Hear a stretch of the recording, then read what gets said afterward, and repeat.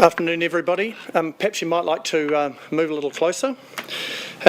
Ladies and gentlemen, welcome to Centreport.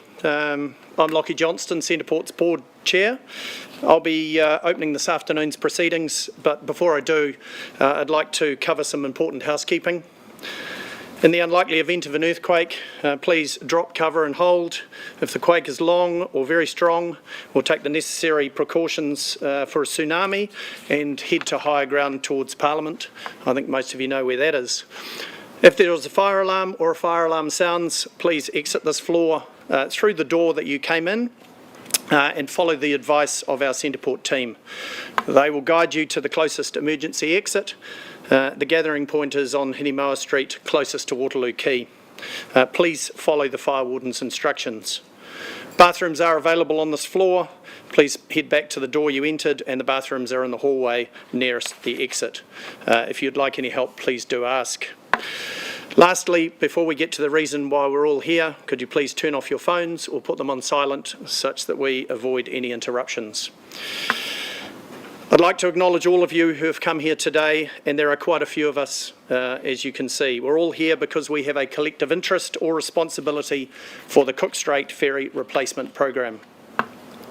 I'd particularly like to acknowledge the Minister for Rail, the Right Honourable Winston Peters, for being here today. I'd also like to welcome the representatives from Ferry Holdings, notably the Chair, Chris McKenzie, and board members Heather Simpson, Catherine Rich, Greg Lowe and Ian McLeod, as well as the Chief Executive, Sandeep Ranchod. A very warm welcome to Marlborough District Council Mayor Nadine Taylor, Wellington City Council Mayor Andrew Little, Greater Wellington Regional Council Chair Darren Ponter, along with their respective CEOs. I'd also like to acknowledge the representatives of Kiwi Rail, Port of Marlborough, Treasury, Ministry of Transport, Taranaki Whānui, Ngāti Toa and Te Ātiawa, as well as the representatives from the Maritime Union, RMTU and the New Zealand Merchant Service Guild. My apologies for not mentioning everyone's name, but as we'd be here for quite some time, and I know we'd all rather hear from someone else other than me. So without further ado, I'd like to welcome the Right Honourable Winston Peters, Minister for Rail, to give us an update on the ferry replacement project. Minister. Thank you very much. Good afternoon, and thank you, Lockie, for the introduction, and thanks to Centreport for having us here. We selected this site as it was the scene of the IREX pyramid scheme, and this was one of the two large spaces right all the way to the far end, rented by Project IREX, and by contrast the new Ferry Holdings office is so small that there isn't room to host you here. Now, because we have shifted from wasteful spending to waste not, want not, this is going to be a very, very short speech, but dealing with the facts. It's good to see various leaders here today, including rail and maritime unions, iwi and the chairs, chief executives and team members of Centreport, Port Marlborough and Kiwi Rail. These ferries are for all New Zealanders, and we appreciate the support for plain common sense. Marlborough Mayor Nadine Taylor, Wellington Mayor Andrew Little, Greater Wellington Chair Darren Ponter, welcome and thank you for being here. Chris McKenzie, Heather Simpson, Greg Lowe, Catherine Rich, Captain Ian McLeod, and the entire Ferry Holdings team. A genuine thank you. New Zealand owes you a serious debt of gratitude. And thanks extends to the pragmatists from Centreport, Port Marlborough and Kiwi Rail too. To the teams gathered today, a genuine heartfelt thank you for your work. One's reputation is the beneficiary of your work. These teams picked up a clarion call for fiscal discipline without compromising on the ships and infrastructure New Zealanders want and need. At our behest and then with Cabinet support, we safeguarded the long-term future of the Inter-Islander, preserved rail on the strait and saved the taxpayer billions. In fact, we have saved the taxpayer $2.3 billion. One more time. We have saved the taxpayer $2.3 billion. Ferry Holdings, the ports and Herald have agreed to the program of work to be delivered by 2029. The program will be less than $2 billion, but the taxpayer's contribution is within the $1.7 billion Cabinet allocated when we started our no-nonsense ferry solution. That is $2.3 billion less than the $4 billion cost and rising explosion that Treasury warned of in 2023. After project managers pushed egregious, wasteful and unnecessary scope onto the infrastructure program. So we're ordering 2 ferries, but the total cost was infrastructure 80% and more.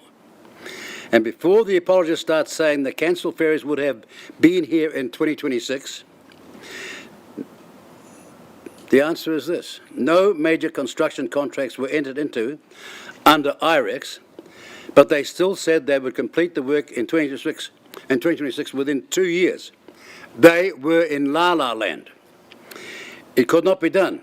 And we would have ended up just like what's happening in Tasmania, where ferries arrived long before the infrastructure was ready.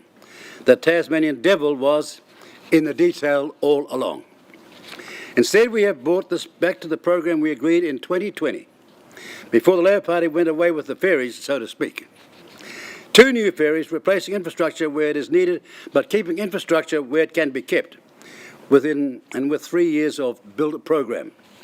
We will rebuild the marine infrastructure in Picton and Wellington, but keep the assets that still have life left in them, and make use of the yards, buildings and road and rail infrastructure, and that saves billions.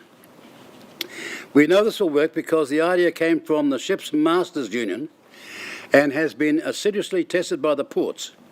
People in the practical business of ship and freight movement, not boffins and bean counters. Ask yourself, who's more likely to deliver value for money, safe services and a viable business? The people whose livelihoods are on the line, or the expensive contractors who hijack the IREX project? This is not a free-for-all either. Inter-Islander is a commercial business operating in a competitive market. Funding put in by the ports and ferry holdings will be recovered over the 30-year life of the ferry and infrastructure assets through port fees paid by Inter-Islander revenue. Inter-Islander revenue will also need to build sufficient reserves to buy new ferries in 30 years. When this basic principle of business is taken into account, it brings into stark relief why a no-nonsense ferry solution is the only way forward. If we lumped in high cost, like they sought to do in IREX, then it will ultimately flow on to New Zealanders through higher inter-islander fares. By keeping costs low, we have saved the inter-islander for road and rail and kept costs to an economic minimum for you, the consumer. Oh, and by the way, that is why we are staying in Picton and not going to Clifford Bay. Their own estimates, that's Clifford Bay, say their project will cost $900 million, while works in Picton are a bit over $500 million in our calculations. The higher the cost, the more expensive the inter-islander ticket. Instead, we thank the 2 ports for their willingness and straightforward approaches. We know that this attitude will be expected from the major construction contractors who will soon be joining this program, and cost efficiency will win those construction contracts. So put your best foot forward if you're one of them. And we are still buying what New Zealanders want, 2 new ferries. We are buying exactly the type of ferries people want, big enough to carry freight and families for the next 30 years, designed for comfort and freight capacity, and meeting modern safety requirements. We will enter a new era of ship quality on the Cook Strait with these new ferries. They will have road and rail decks.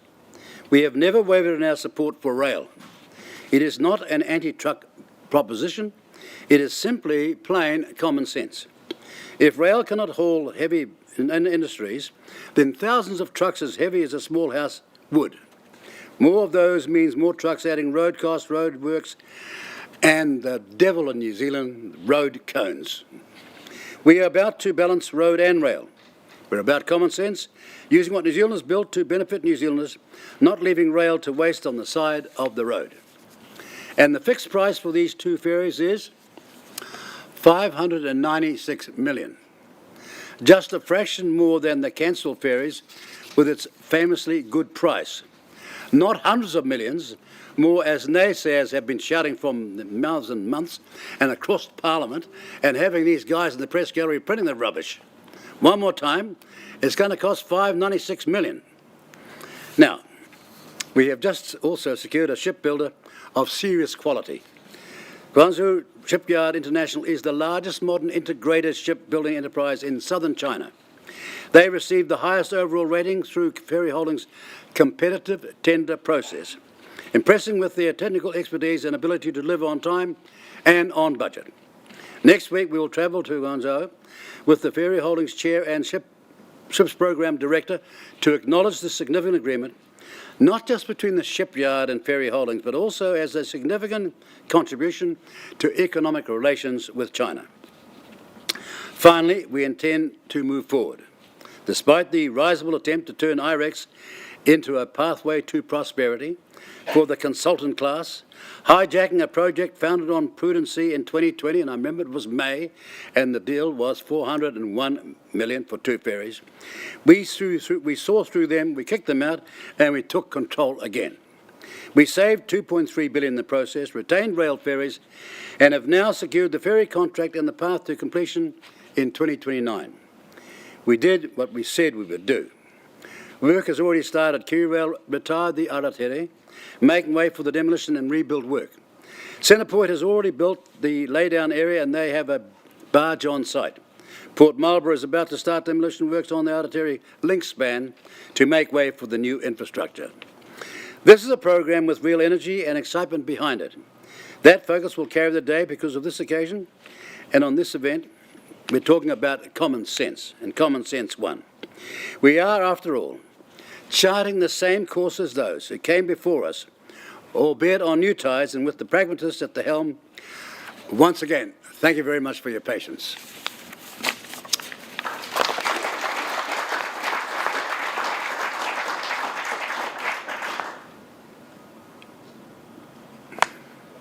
Any questions? Mr. Peters, what sort of experience will New Zealanders who ride on these new ferries, what sort of experience will they have?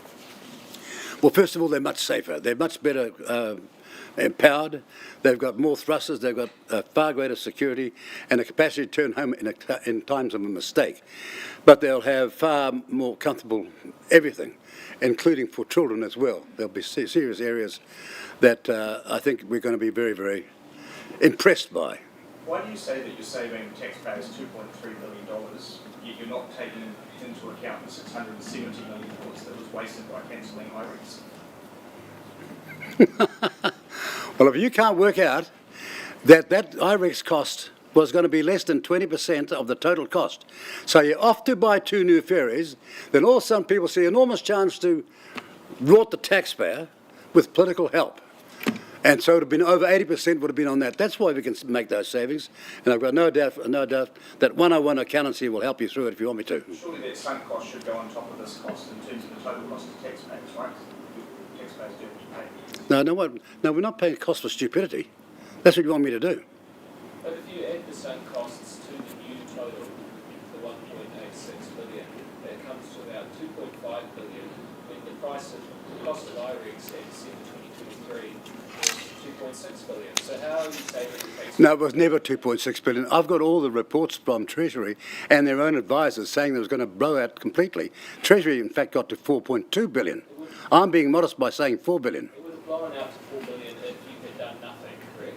If the government had done nothing about IREX. No, you don't get it. I don't know why you're trying to defend the indefensible.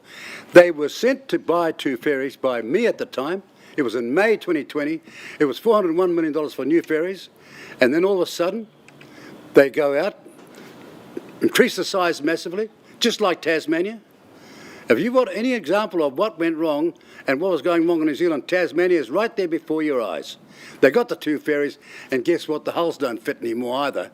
They've got no infrastructure, just like we would never have had in 2026, which is the promise that other people are making, and some of you are repeating mistakenly. How soon are you that this will be the final cost, that the costs will not escalate further? Because they've got the right team on the job, and they're pretty tough.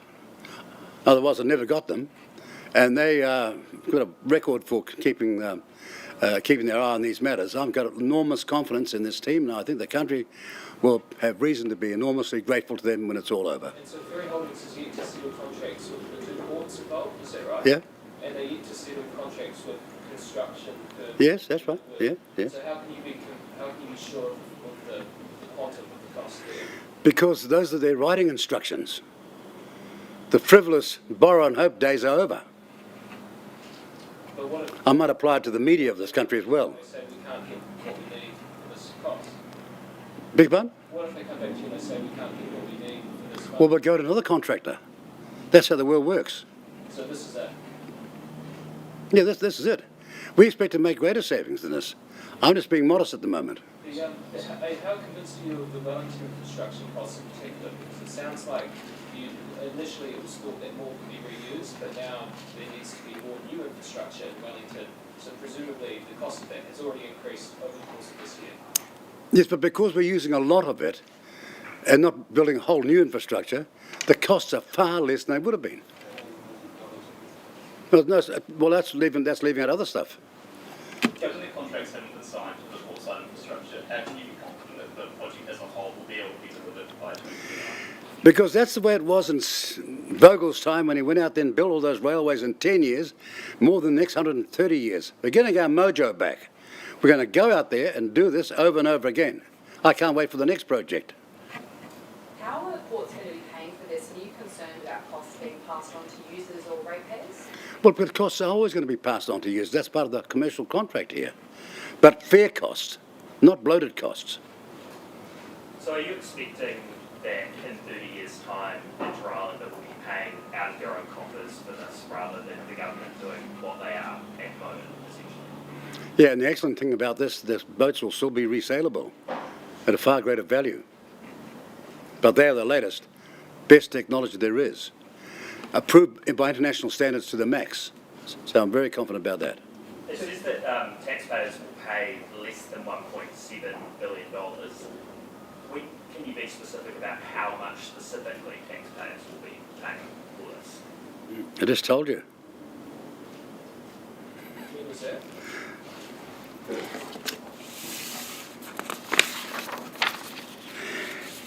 The program will be less than $2 billion, but the taxpayer contribution is within the $1.7 billion cabinet allocated. The taxpayer contribution is within the $1.7 billion cabinet allocated when we started our no-nonsense ferry solution. But we're looking for the specific figure. You're saying that it's within a certain envelope. We're looking for the specific figure. Oh, you want us to know, but it's a fraction less than 1.7 billion. Is that what you're picking? Is that what you're picking over? You want to know this bit of fraction less than 1.7 billion? You're not happy with the 1.7 billion insurance? Just want to know that answer. The Labour Party. Already? Well, why didn't you ask the previous crowd when they were there? I never heard you ask one question when they were there, blowing it out to 4.2 billion. What's your excuse for that?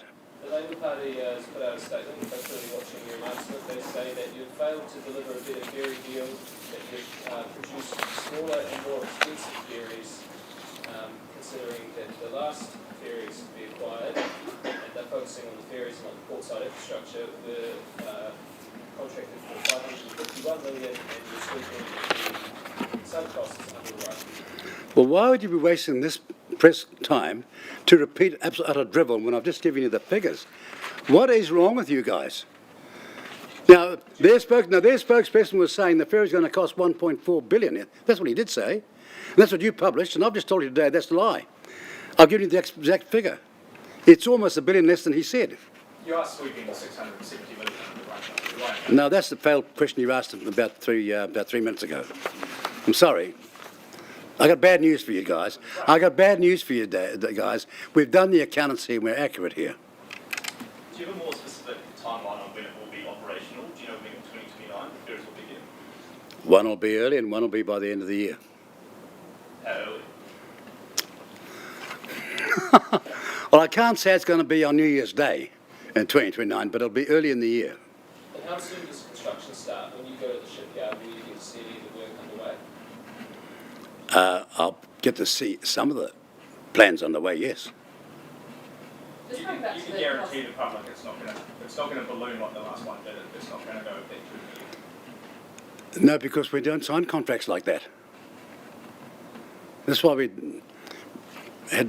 went to 6 companies, can't tell you the names because the process is still going on, and they come up as the best and recommended to us because of their significant capacity in both doing it and on time.